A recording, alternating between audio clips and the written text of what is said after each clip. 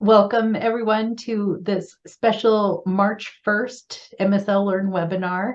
We want to talk about the issues of library safety and security.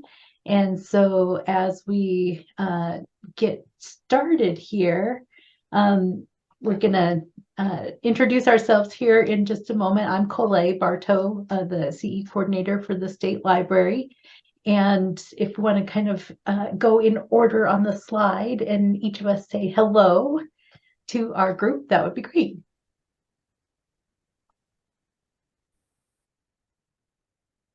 I am Tracy Cook, lead consulting and learning librarian with the State Library. I'm Bobby Devotny, the lifelong learning librarian for the Montana State Library. I am Pam Henley, consulting librarian with the State Library. Hi, Kara Orban, Consortia Coordinator at the State Library. I'm Suzanne Reimer, and I'm a consulting librarian. And guess what? I'm also with the State Library. Thank you so much. So all of us came together to kind of put together the activities that we're going to do and information to share with you. Bobby is going to mostly be monitoring the chat as well as Tracy. So please don't hesitate to start putting your questions or comments or sharing links to resources in the chat. Bobby and Tracy will both be monitoring those things. Suzanne and Pam are both going to be sharing some information as we go along and facilitating some of the discussion. And then Kara has some information about a survey that we recently completed. I think it closed today. And so she's also going to be sharing some of that information as well as contributing and helping to facilitate. We are going to have a couple of poll questions that will get released. And so you will see those and you can respond to those. We want to discuss those results and then share as many ideas and links in chat, because our hope is that through our conversations today, we'll be able to create kind of a handy one-stop resource, kind of a printable information sheet on both the issues that are specific to us in Montana, as well as some resources that we know have worked in the libraries in our state. And so if you do want to unmute rather than put a question in chat, please, we encourage you to do that. If you think of it, you can use the raise hand to speak option in the little Zoom menu bar. But we're all friends and we're all excited to be together and kind of talk through these things. So whether you raise your hand or just cue us in chat, Bobby and Tracy will be monitoring that to help make sure that everyone's voice is heard. So like I said, we're going to identify issues, hopefully identify some solutions and ideas that work for our libraries. We're going to share those things out, recap, and then talk a little bit about what next steps you might be able to take from our discussion today. And with that, I'm going to turn this over to Pam. So we have the big topic of safety and security, which is a huge topic that has been written about in books and books and books and lots of webinars. So we're not going to cover everything. We're not going to find every issue today, but we're hoping to maybe find the main ones, the big ones, maybe some things you feel are the most urgent, just to get some ideas and share what has worked or what hasn't worked or what you're interested in. My comment on this would be that libraries used to be considered safe places all the time. You know, you drop your child off at the library because you thought it was a safe place. And it's kind of changed a little bit. It's not as safe as it used to be. And we want to talk about safety, not just for staff, but for patrons and the whole community, of how can we make the library a safe place for everybody, and what security ideas and options do we have. So that's really the topic of today. So while we're thinking about what we might want to talk about, I am going to launch our first two poll questions. And as Pam was saying, we want to kind of surface what are some of the most concerning issues or things that you're facing on a day-to-day basis. And so go ahead and respond to the poll question.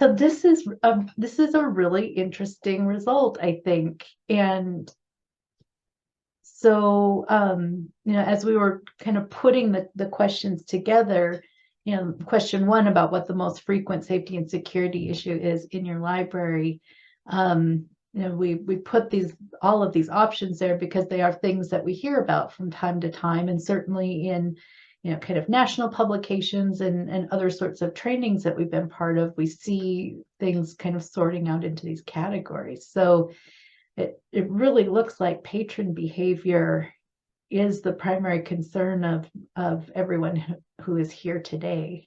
And we'll have a little bit more of a chance to talk about that, but certainly kind of mirroring that with the yes responses with behavior issues that could be related to mental health issues. That seems to make sense. So I just wanted to kind of invite Tracy, Pam, Suzanne, Kara, if there were thoughts that you had from your experiences that you'd want to share, and then we'll go to our participants and see if they have some ideas that they want to share out from that. I do think it's helpful that that was the overwhelming response of patron behavior. That kind of helps narrow down what we can talk about today and some solutions we might be able to come up with. So I think that's interesting to me that was the popular answer, if you want to call it that way. And I have to say that pretty much reflects what I hear from libraries, that from librarians, that these are the challenges that they're facing is with patron behavior. So I'm not surprised to see that. Yeah. So Kara, did you want to also go on with the survey results? Sure. We sent out a request for responses to this questionnaire through the Montana Library Network newsletter and received 34 responses. So thank you to everyone who responded to the questionnaire. And what we learned is that about half of the respondents said they experience occasional issues, but not on a regular basis. 24% said this is not a concern in their libraries. And 21% said this is an urgent concern. So it was a little bit all over the place in terms of problems being experienced or not being an issue. I'm guessing if you're here, it's probably been an issue in your library. So you can move on to the second question. What resources would be helpful for you to improve safety and security in your library? And 38% said they would like to see examples of safety policies and what safety tools are being used in other libraries. And on a similar note, 32% said they would like to learn from other Montana libraries who are successfully managing safety and security issues. Only 12% said they'd like crisis intervention training. Of course, we did offer that training at Federation meetings a while back, so that might still be in mind for a lot of us. And then only a couple of people said that they were interested in self-defense training, so that didn't seem like much of a priority. And then 12% said other, and there were a number of comments that were provided. Some of the comments listed, ideally, they would like to have some security staff. That's probably not attainable for most libraries, but perhaps knowing more about some tools that are being used in different sizes of libraries, such as alert buttons that could contact the local police department, video surveillance system, and then the technical assistance for installing and maintaining those tools. Again, they would like to see some examples of safety policies and tools that your colleagues are using. They'd like to learn more about debriefing or working with library staff after a safety incident, which was interesting to me. I thought about kind of helping staff deal with the emotional toll of dealing with an intense situation. Helping out with teens in crisis, setting boundaries with patrons would be really useful. Again, resources from colleagues around the state. Somebody did mention crisis intervention training in the comments. And then finally, safety resources specifically for smaller libraries, because obviously what works in a large library is probably not going to work in a smaller library and vice versa. So again, thanks to everyone who provided input on that questionnaire.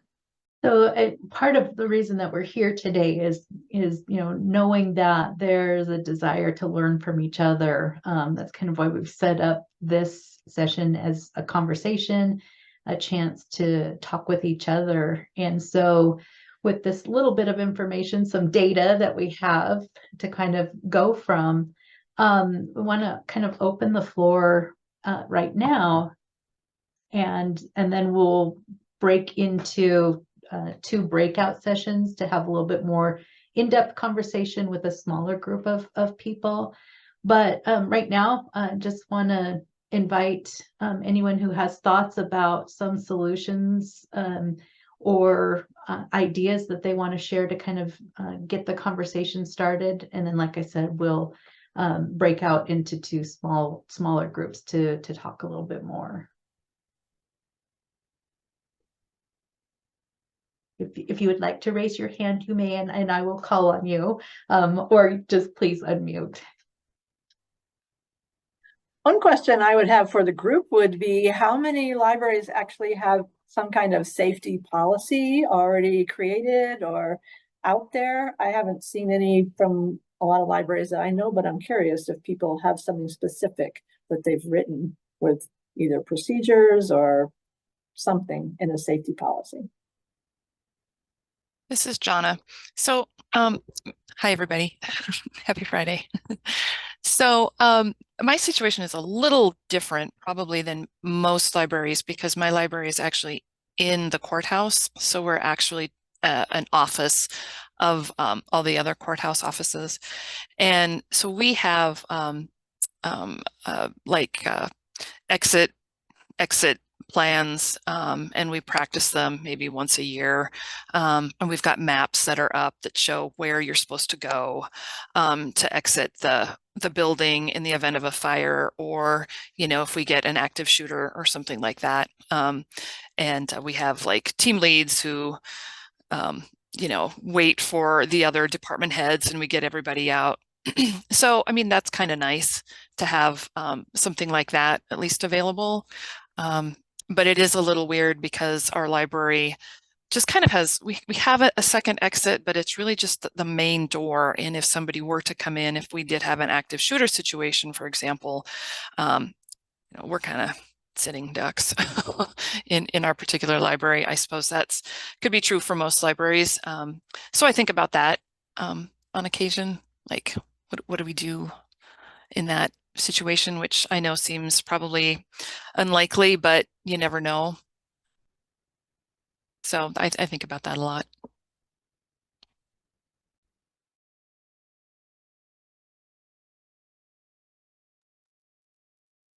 That's a great, unique situation to talk about, John, especially, with that location of your library. I'm going to kind of type and maybe summarize a little bit into the slides as we talk about these things, but I do want to encourage anyone who has a link that they can share to an example policy or a procedure to please drop those into the chat, and we'll be able to harvest those and put that into our resource that we want to put together. I'm sorry, Yeah, Bobby. a lot of libraries are commenting, or a lot of people, excuse me, are commenting that they have patron behavior policies, and a lot of that does kind of address some of these things. And the emergency plan is also a good idea. Another question I had along the way was how many libraries are so often single person libraries? You know, is your library small enough that you only have one person working in the evening or one person in the morning? And do they all know what to do if you have substitutes or only part-time people who haven't had any access to some training, or do you go over it with everybody? That kind of question comes up a lot.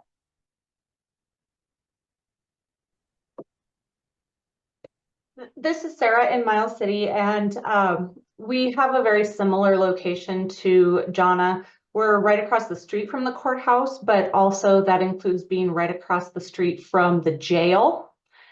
And we've had patrons who have been released from the jail come over across the street to use our phone. And they're calling somebody who comes and distributes various things to them. And they're leaving in a different state in which they have entered the building. So we've had to address that. It's rare, but you know, there's definitely the potential for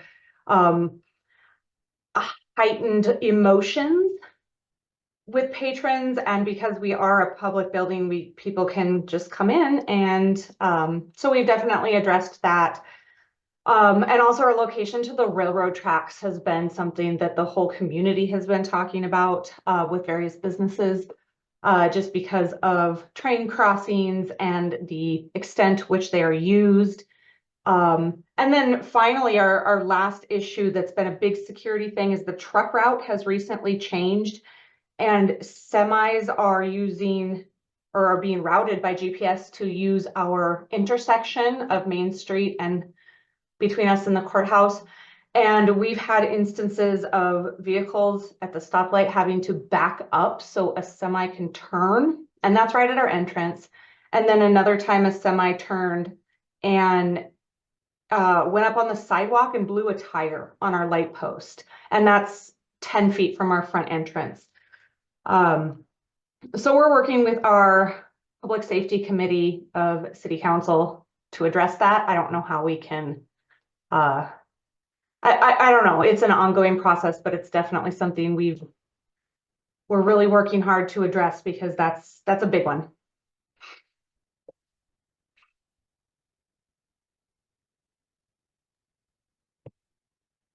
I think that's an interesting question too, with the issue of people with under altered states. That's something also I've heard of, you know, people who are inebriated or on drugs of some kind, and you know, they may be fine otherwise, but you know, they tend to get a bit agitated at that point. And so, you know, how do you deal with people in different conditions than they would be ordinarily? Or actually that can also have to do with people who are in a mental crisis. Is that something you would address through your patron behavior policy? Do any of you address apparent inebriation or anything like that?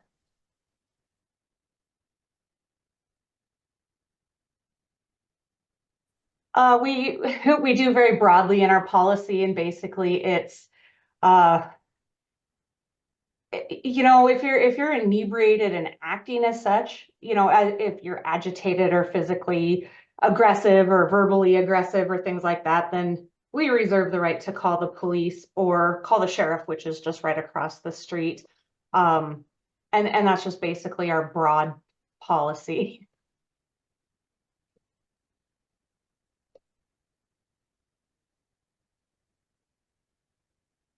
And how do those policies work when there are situations with only one person working? I see that Jamie put that in the chat, and that does seem to come up as a real concern from some of our smaller areas.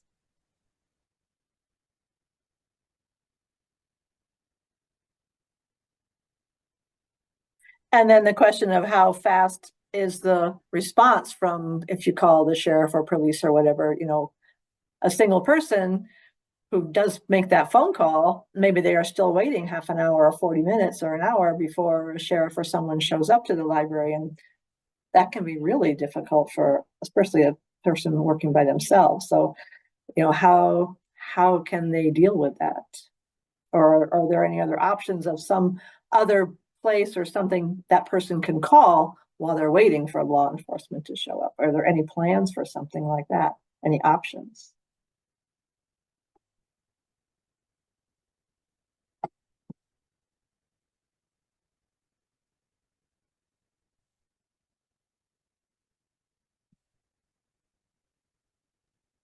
And Jonna says that they do have panic buttons installed into staff desks. And Hillary says we regularly see inebriated patrons and only ask them to leave if they are being disruptive to other patrons. And in answer to the single person staffing the desk, Jamie says, we just have to deal with it ourselves. We do not have a local police department in our town. They have an office to Gallatin County sheriffs. And Hillary's just had panic buttons installed.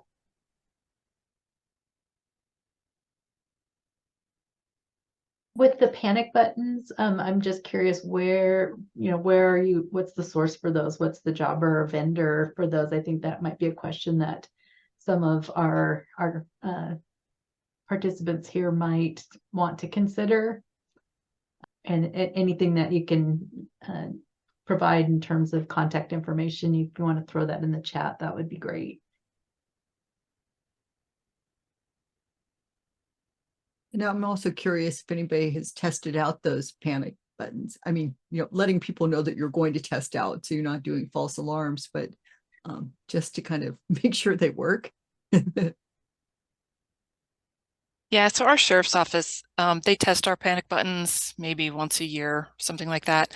And our panic buttons are kind of, I don't know that they're necessarily a vendor. They kind of look like they're just jerry-rigged through the phone system, and then they go up through, because it's just like a doorbell is all it looks like, a doorbell with wires coming out of it. And then I don't know how they do it, but it goes, I think, through the phone system that goes up to our sheriff's office.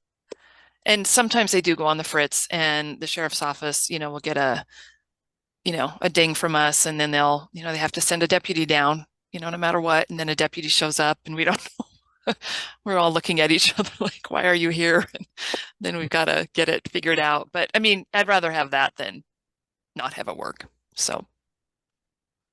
And like Adam said in the chat, of using Teams to communicate, especially if you have a library that has more than one level, or if you have branches or something, having a little chat going so that if you are in a situation, you can at least be typing to some other colleague of, I need help here, or something's going on, and they can help you with it. That's a really good thing to have set up if it's something that you have access to or you can arrange it.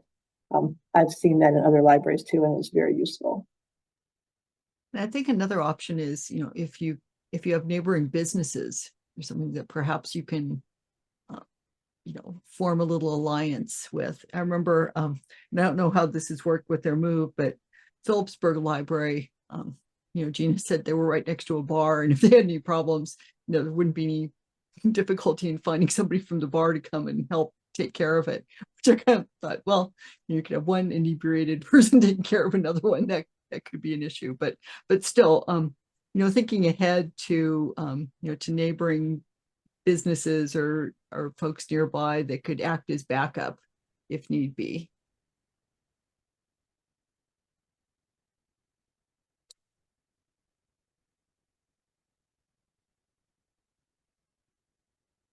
Yeah, I think that's the beauty of many of our towns, is that we do have these great neighbors, and whether it's a bar or a little general mercantile or whatever the neighbor is, definitely it's good to have those friends. Potentially the bar is the most well equipped in the absence of law enforcement to have some enforcers or something to help you out. Oh my goodness.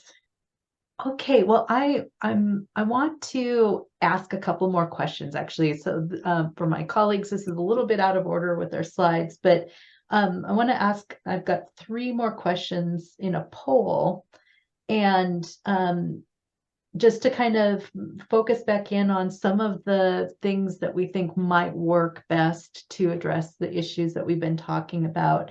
Give us a little data, and then we will go into breakout rooms to kind of talk a little bit more about this. So let me get my poll.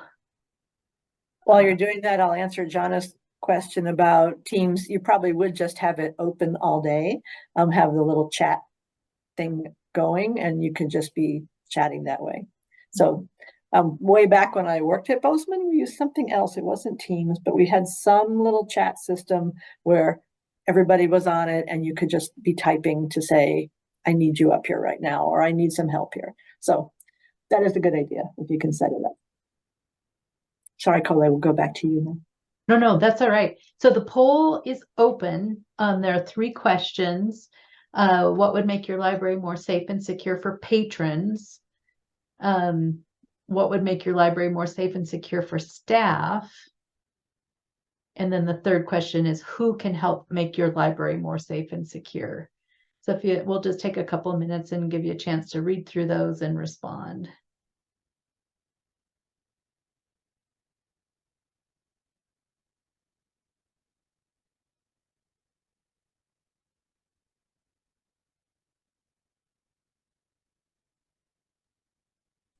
While people are doing that, I'll just throw out this idea that if like you have the bar next door and you've talked to them about, if they could be a resource for you, it's really helpful to set up some kind of code if you can make it really simple and easy. So if you are on the phone and something comes up, you can just be talking to the bar and say, could you send over whatever? And that means call the police because we have an incident going on or something. So you set up this little arrangement ahead of time, a little code that doesn't tell the person who's the problem that I'm calling the police, but at least it alerts other people. Some people like to come up with, call Mr. Dewey or something, which is pretty library related, but I don't know if that works for everybody. But your staff has to know it, and the other person has to know it. But it's an idea to think about.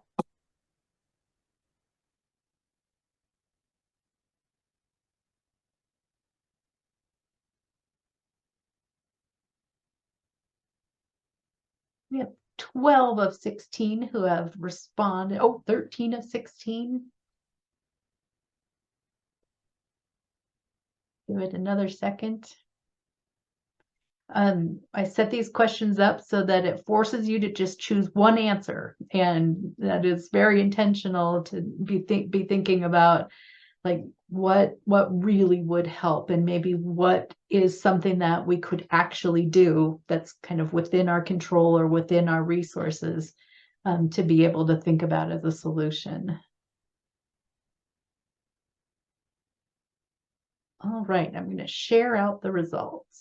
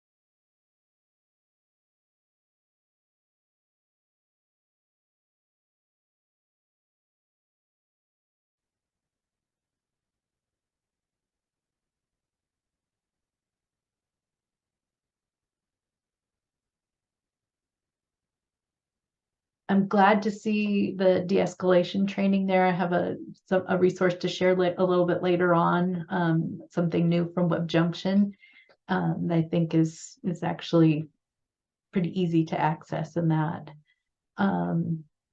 Training for staff in general. And then who local law enforcement, mental health professionals, director. If anyone wouldn't mind with the other responses, if you want to share out, whether that's in chat or unmute, let us know what those ideas are about who can help make your library more safe and secure.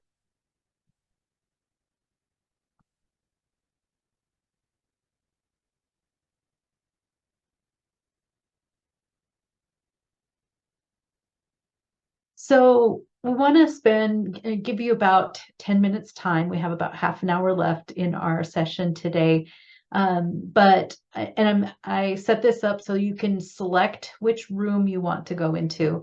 If you haven't done a breakout room in Zoom, you're going to see a pop-up when I open the breakout room, and you're going to choose, you have to click on something to go into that breakout room. And I'll be hanging out here just in the main room. Then my colleagues will join you in the breakout room. So with that, we want to talk about, some of the things that we've heard and learned, talk about more specific to your situations. I'll let you know that the breakout rooms are not recorded. That is not part of the overall recording of this session. Zoom hasn't quite figured out that kind of sophisticated thing, but just so you know, the breakout rooms are not recorded, and this is your chance to really discuss with your peers some of the things, the issues that you're facing, and maybe dive in a little bit deeper. I will let you know when we're getting close to the end of the 10 minutes, but with that, I'm going to go.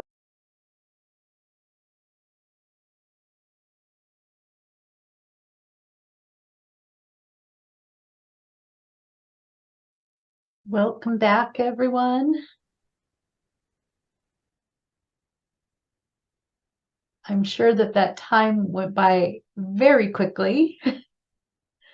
And so I just wanted to give everyone a chance, if there's something that you wanted to share out, report out in terms of an issue and a unique solution, or just a big idea to share, I guess, just open the floor for anyone who wants to share out from our breakout session.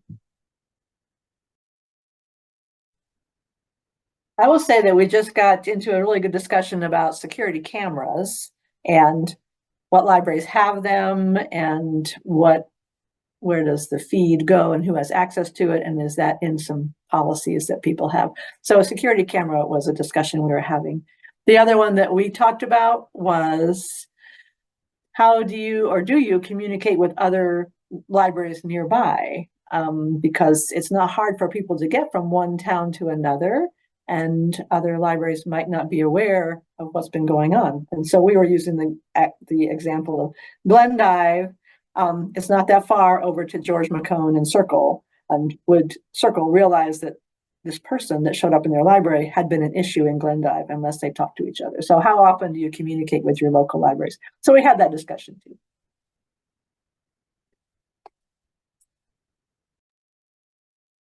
Thank you. Yeah, other ideas and topics. We kind of shared ideas about like how to de-escalate a situation if the patron's right there and is very agitated and you do feel threatened. So Kathleen had taken the crisis intervention training through her local law enforcement, and she shared their tips about put a physical barrier between you and the patron, but try to remain calm, introduce yourself, listen deeply so that they feel like they're being heard, acknowledge their feelings and what you see, and what they're going through, even though you're not condoning it. And then Jody had shared that she does have that product that's the Reflex Protect, which is a spray can that's non-lethal. And then I can't remember who it was from the Billings Library actually mentioned that they had received a security training, and that person had mentioned the same thing, that if you greet people and you try to establish a relationship with them, that sometimes you can stop problems before they become an issue. So that is the I can't remember Suzanne or others that were in the group. Is there anything I missed that was also others have used that's helpful? I think those were the highlights that I heard and noted. No, thank you. All of these ideas, if we don't have kind of a ready resource or something to refer you to, this is just great for us to be able to gather those and to be able to share something out afterward. I think it is amazing, when we have the chance to talk amongst ourselves and kind of share some of these experiences. We tend to find solutions that are kind of within our grasp, and recognize that we're not alone in facing some of these things. So we have about 10 minutes left in our time. We did put together some resources that we wanted to share. And I think this first one really echoes some of the things that we've been talking about in reaching out to our Federation colleagues in particular for policy and procedure examples, things that we can use to update or refresh something that we might not have looked at for a couple of years. And then I'm shameless about crawling library websites for policies that are posted on public, on the public websites. And so it's been really great, especially with some of the larger libraries that do have like the full slate of their policies and those things posted on their websites, to just be able to download and take a look at those. Kathleen, thank you so much for sharing that document. That is really, really awesome. That will be great to have to add to our toolkit here. But also, and definitely Pam, Suzanne, Tracy, Kara, jump in here. We talked about our neighbors and so other agencies within our communities, including aging services, the mental health support agencies, at whatever kind of configuration that you have in your community or near your community, as well as unhoused or homeless resources, if that's something that's also a population of people that you're seeing more of or needing to help with different services. Yeah, I would say that partnering with some of those other groups, they might have more experience with some of the issues that come up, and they could help train your staff into how to deal with some of the issues because they've had more experience with them.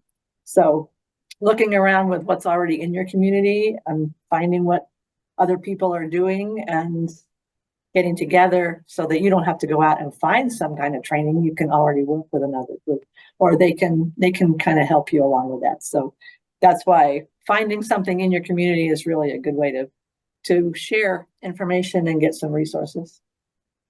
And with each other, I'm seeing some conversation in here in the chat about Narcan training and whether or not that's in your policies and who's doing what. So these kinds of conversations between you guys are also very useful.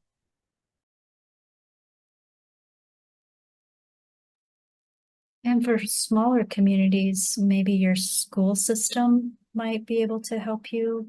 I have some friends who are in the education system, and they are also seeing an uptick of people in crises. So I know not every community may have a area aging or, quite the same level of mental health resources as others. Sorry, Coley, go ahead. No, this is perfect. And, to see Sarah in Miles City and Hillary in Bozeman, right? Just knowing that we can reach across and libraries of different sizes have these different resources. And so it's great to be able to plant the seeds and then know who to reach out to. We do have some free training resources. We do have, some things that we add to the playlist in our YouTube channel. This is the one I wanted to mention from earlier. Earlier this week, I took the de-escalation strategies for libraries, archives, and museum staff Web Junction online course. You have access to Web Junction. It's a free login. They actually use the same learning management system that we do with MSL Learn, but the format for this new de-escalation strategies course, I found to be pretty engaging. And what was great about this course is that it's free It takes, I would say, up to an hour to really do the whole course, although, you can go a little bit faster if you need to. But if you have new staff, or if you are just kind of wrestling with some of these issues, especially when it comes to de-escalation, they deal with strategies. They present some scenarios, and they give you a chance to practice some of the strategies that they have. But it really treats the issue of impact on staff very directly. Being able to debrief and to process difficult situations. So I give 2 thumbs up to this WebJunction course, just because it really is current. It's an engaging format, and any one of us can take that course. And so that I think is something that hopefully, especially with newer staff members, it's something that they can take single person, if they're the only person in the library. I think it's a really great starting place to learn some of those strategies that will help keep them safe, keep the patron safe, and be able to engage in the procedures that they need to engage in to make sure that no one gets hurt and that sort of thing. But there's a ton others in the organizational management category in WebJunction. So those are right there, free and easy to access. And then we'll be sharing more information in upcoming newsletters, the MLN newsletter, the continuing education newsletter. So look for those other and new ideas to come out through those different outlets. I did put together a short list, and this will be all linked and everything in the resources that we put together afterward. But Amigos Library Services, Library 2.0, Library Juice Academy, Library Journal. And then I was learning more recently that Novelist has a newer online learning platform. These are fee-based, though. We don't have a subscription at the state or that sort of thing. But if you have resources, they have some additional types of courses that are either designed for individuals to take, and in some cases they're designed for a whole staff or a group of people to take together, and their pricing is based on the size of the group. So put those there. They are fee-based, but if there's something that one of those entities offers, they're there and available and high quality as well. Check out the website for different manuals and disaster planning. WebJunction also has a great manual or reference source to use, and it's one of the things that they talk about in that de-escalation course that I mentioned. And then OCLC actually has this public health crisis management playbook. Obviously that came pretty, very much out of the world of the pandemic and that, but also when it comes to health-based issues that affect safety and security, it's another great resource from one of our wonderful partners. And then Pam, did you want to talk briefly about this resource as well?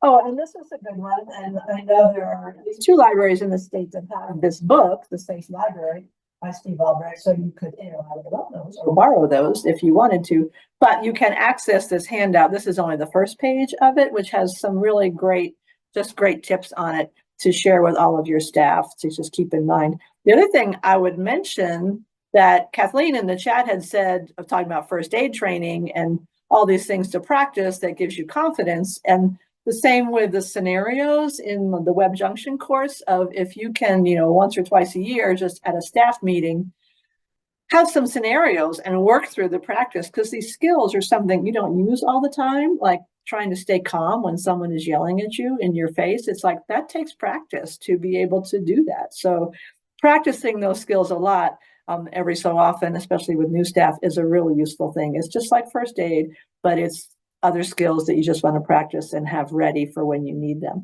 So this guideline is a really helpful thing. But the book is a nice, easy to read book and has lots of good information in it too. Yeah, like Kathleen said, role playing is really good for developing those skills because you're doing this with friends at the time. So just because, your colleague is yelling at you, well, it's not really serious, but you can still practice staying calm for the next time when some other person is yelling at you. You've already got that skill.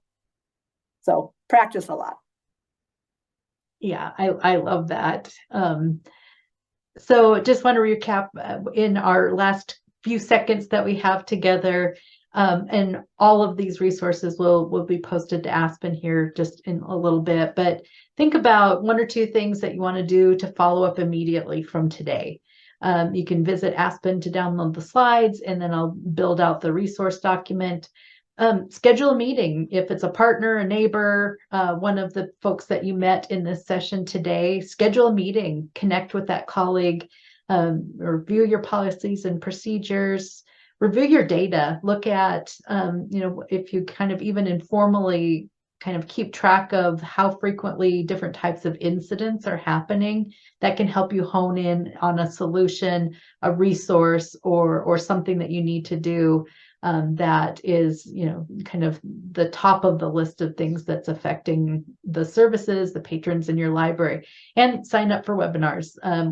WebJunction, we share that information out quite frequently, and some of the other providers, but we'll also probably be revisiting this topic again a little bit later as we build out more resources.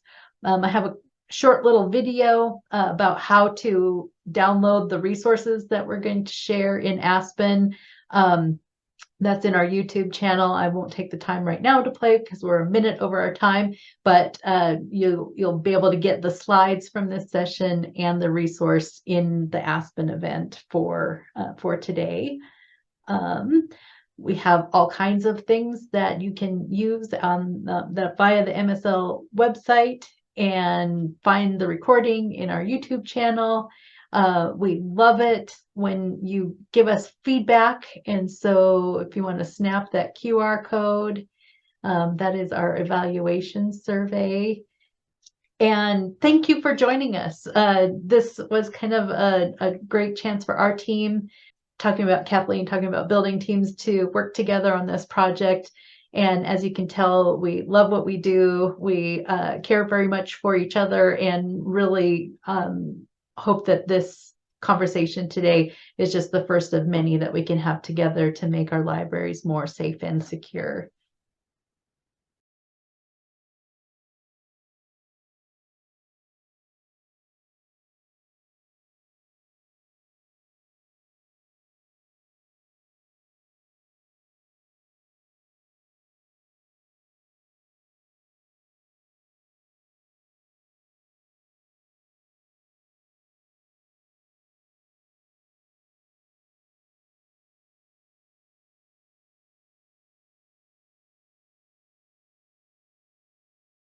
From the Aspen homepage, navigate to the Events tile.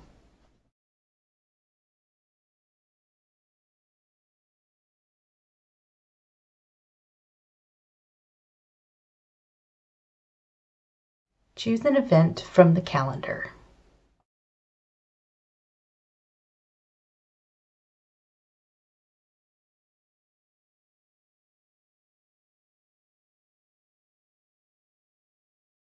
Look at the details and click Resources to access any uploaded items.